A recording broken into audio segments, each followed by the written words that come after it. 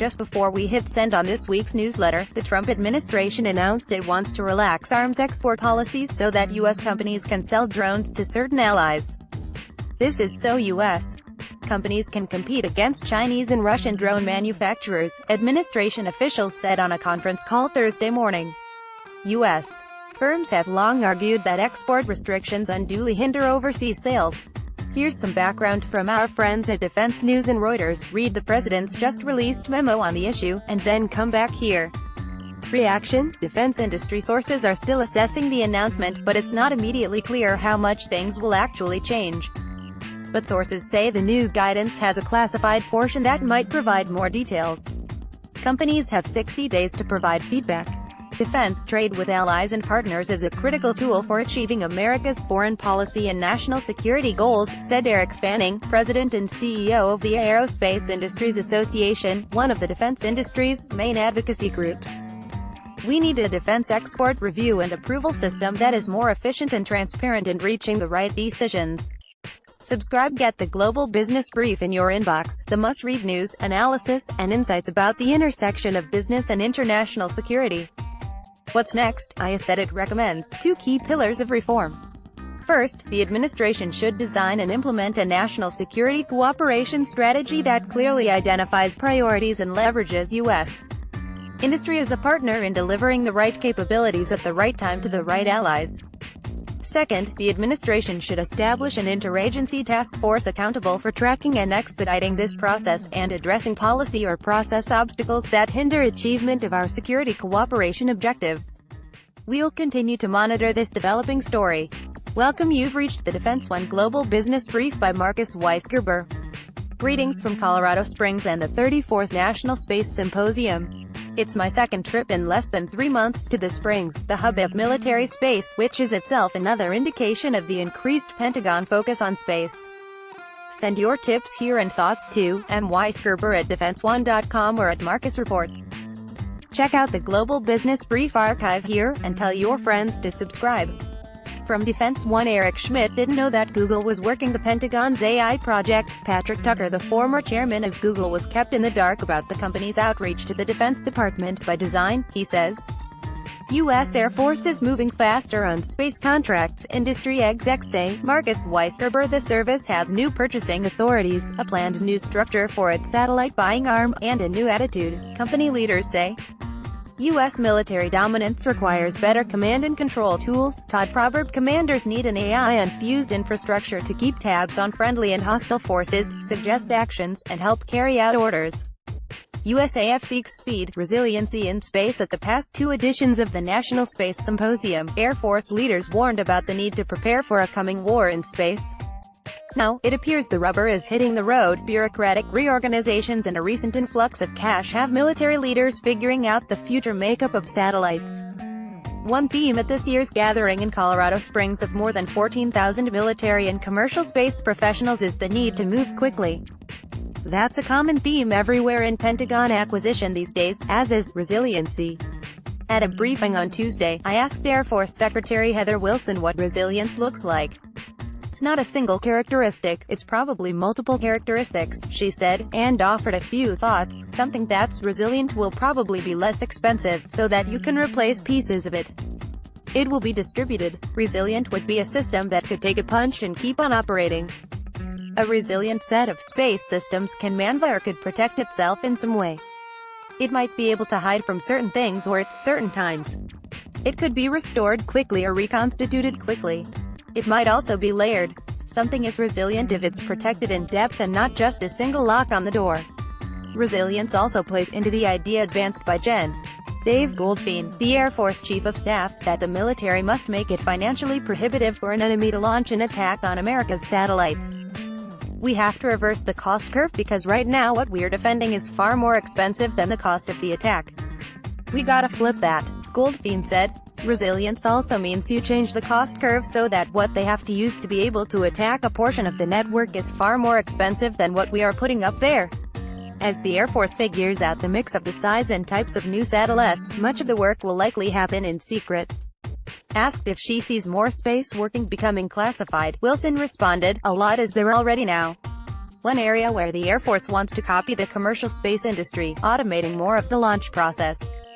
Historically, when we conducted launches, we have radars and telemetry dishes and optical capabilities and command-destruct capabilities to protect public safety, and we would bring in a crew to operate those capabilities, and we had individuals on console to blow up the rocket if it went astray to a point where it would jeopardize safety, Gen.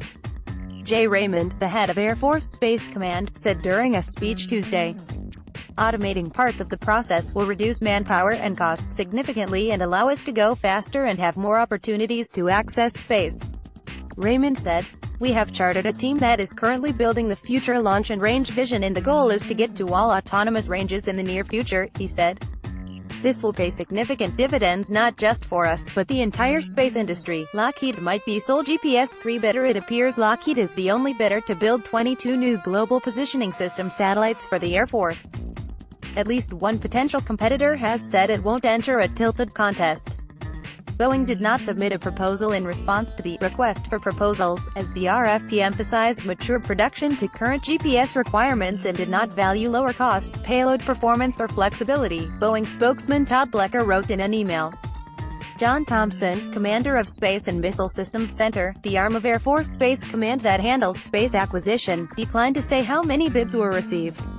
Lockheed is making the first 10 GPS-3 satellites, whose development problems have resulting in schedule delays and $600 million in cost increases. The troubles prompted the Air Force to issue a request for other bidders to make the new constellation's remaining 22 satellites. Those bids were due on Monday, the same day I toured Lockheed's plant near Littleton, Colorado, where a handful of GPS-3 satellites are in various stages of completion on an all-white factory floor that's about the size of a football field. Lockheed employees there confirmed their bid there and later in a press release. The other expected bidder, Northrop Grumman, declined to say whether the company submitted a bid. Asked how the Air Force would ensure a good deal if indeed Lockheed is the only bidder, Thompson said, "The Air Force acquisition enterprise has a number of policies and procedures in place for how we ensure we get a good deal if there is only one offer in any particular solicitation. That involves some very rigorous cost estimating and a number of other legal and cost reviews. Woes are past," says Lockheed GPS subcontractor. The GPS satellites' delays stemmed in part from problems producing the Mission Data Unit, which is built by Harris. Bill Gattel, president of the firm's Space and Intelligence Systems segment, said those problems were corrected more than a year ago and their work is on track. Harris will deliver 4 units to Lockheed this year. "We're on a very good cadence for that program," Gattel said. "We have not had really any issues or any hiccups in months and months." 3D printed rocket parts. One of the first stories I wrote for Defense One, back in 2014, talked about the desire to speed up rocket manufacturing by 3D printing engine parts. Only problem, the technology was still unproven. Well, that's changed. In fact, rocket maker Aerojet Rocketdyne showed off the Bantam, a 3D printed rocket that produced 30,000 pounds of thrust for a DARPA experiment. Additive manufacturing technology allows the firm to 3D print a combustion chamber in as little as 10 weeks, according to Bill Sack, manager of Aerojet Rocketdyne's Advanced Space Programs Group. That's down from 18 months. The firm is now marking the engine as a possible candidate for small commercial launches. It also uses additive manufacturing for parts of the RL-10, the upper stage engine used on the Atlas V and Delta IV rockets. Bonus, Orbital ATK on Monday revealed that it is developing Omega, a new rocket intended to take Air Force space launches away from United Launch Alliance, SpaceX, and Blue Origin. The upper stage of that rocket will use the RL-10.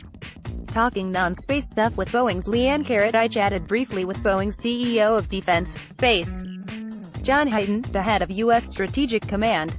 QANY progress on Air Force One negotiations. We're still continuing to have good conversations and it's a real partnership. I'm really pleased by the level of conversation that we have going on. Q. Do you have any idea what type of contract it's going to be, whether it will be a firm fixed price contract? You've seen everything in the public. We're working through it. The entire contract has different elements of it, some that we're already previously on contract, as you realize. I'll defer to the Air Force to answer the specific questions about it. But what I will say is we're having great conversations and dialogue. QTHE Secretary of the Air Force was pretty critical of KC-46 aerial refueling tanker a couple weeks back. What is your reaction? First, you know how much I value our relationship with the Air Force. They have stood shoulder to shoulder with us and we are standing shoulder to shoulder with them. As I've shared with everybody, we are late. We recognize that we're late. We're responsible for that. The collaboration continues. I'm thrilled with the level of support and engagement that we're having. We all want to see the tanker delivered and that's a collective we. We're focused on making that happen.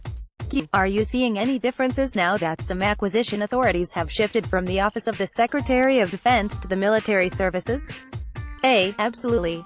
It is across the board from the Army, the Navy, and the Air Force. Just this week, it came out of OSD was a change in the TINA thresholds from $750,000 to $2 million for cost and pricing data. We are continuing to see a really positive and exciting movement out of the services and OSD alike on the terms of how we can all move faster. Build us a quick launch rocket. DARPA wants firms to compete to build a rocket that the military could use to get satellites in space in a matter of days instead of years, agency program manager Todd Master told reporters here on Wednesday. At the end of next year, DARPA will give entrants the launch requirements, such as the payload type, launch site, and launch orbit. Best entry gets $10 million. Why is DARPA doing this? Military leaders want a way to quickly respond to threats and attacks on satellites. More on the challenge.